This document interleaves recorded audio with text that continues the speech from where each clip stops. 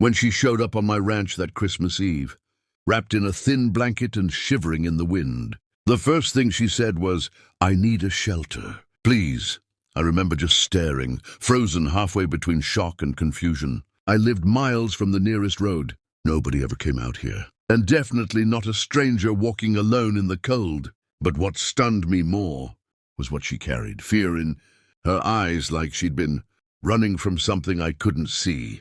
I keep replaying that night in my head, wondering if I made the right choices. And honestly, I still don't know. So tell me, was I wrong for letting her in that night? Or wrong for what I did afterward? You tell me, because even now, it feels like everything changed the moment she stepped across my fence line. I guess I should back up a bit. My name's Daniel, and I'm a rancher in northern Arizona.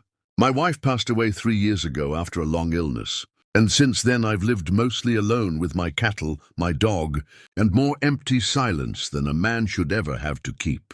My neighbors are miles down the road, and the winters get cold. Enough that folks don't go wandering around unless something's seriously wrong. That's why seeing her, an Apache woman about my age, maybe late 20s, walking barefoot across the snow, was enough to make me wonder if I was hallucinating. She looked exhausted, her hair tangled from the wind, her breath coming out in visible clouds. I didn't ask her name right away. I just opened the door and told her to come inside before she froze. She hesitated for a second, like she wasn't sure if trusting me was safer than staying out in the cold. But eventually she stepped into the warmth. The moment she crossed the doorway, she nearly collapsed. Inside, she kept glancing at the windows like she expected something or someone to be out there. My dog, Bear, usually barks at strangers, but he just sat down and watched her quietly, like he sensed she needed calm. I offered her some warm soup and a blanket, and only then did she start talking. Her name was Ayana. She told me she'd been traveling between relatives for the holidays, but her ride had left her on the reservation border after an argument, miles from any home or shelter.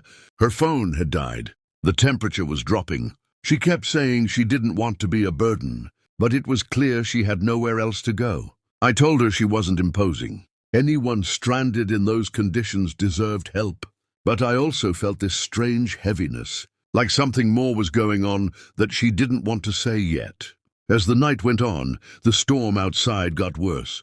The wind howled so loudly it rattled the windows, and the power flickered twice. We sat by the fireplace, and she told me stories from her childhood, things her grandmother taught her, memories of winter ceremonies, the way her family always lit a fire on Christmas Eve, even though they didn't follow traditional holidays the same way most folks do. Her voice was soft but strong, and I caught myself listening closer than I meant to.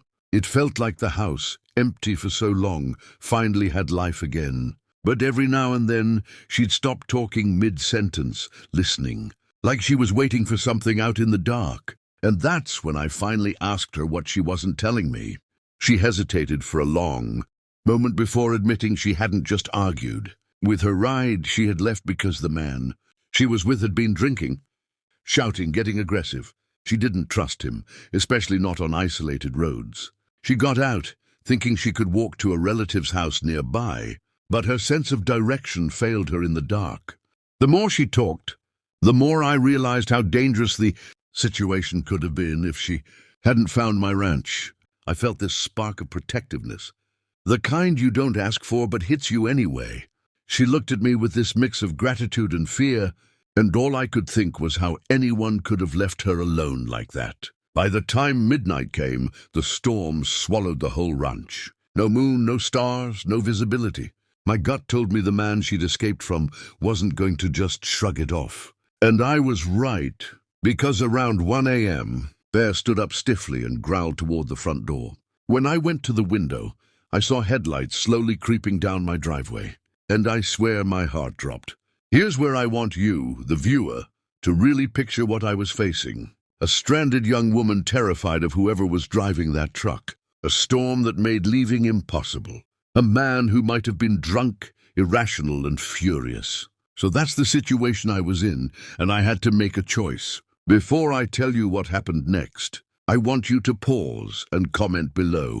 What would you have done in my shoes? Would you confront the person, hide her, call for help even though the lines were down and the storm made deputies hours away? Seriously, tell me what you think you would have done, because here's what I chose. I told her to stay in the back room with the door locked. I turned off the lights so the house looked empty. Then I stepped out on the porch with my flashlight and kept it pointed down so he couldn't see my face clearly. The truck stopped halfway up the drive. A man got out, stumbling a bit, yelling her name into the wind. My stomach tightened.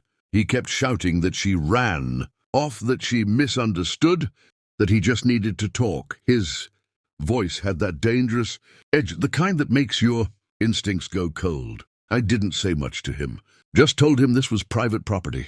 The storm was bad, and he needed to head back to town. He tried to push past me, demanding to search the property, insisting she must have come this way. I stood my ground. I told him firmly that he wasn't going anywhere on my land. For a tense second I thought he'd try something, but maybe the storm, or the darkness, or the fact that he couldn't see behind me made him reconsider. He finally got back into his truck and reversed down the driveway, tires slipping on the snow as he left. I didn't breathe until the headlights disappeared completely. When I went back inside, Ayana was shaking.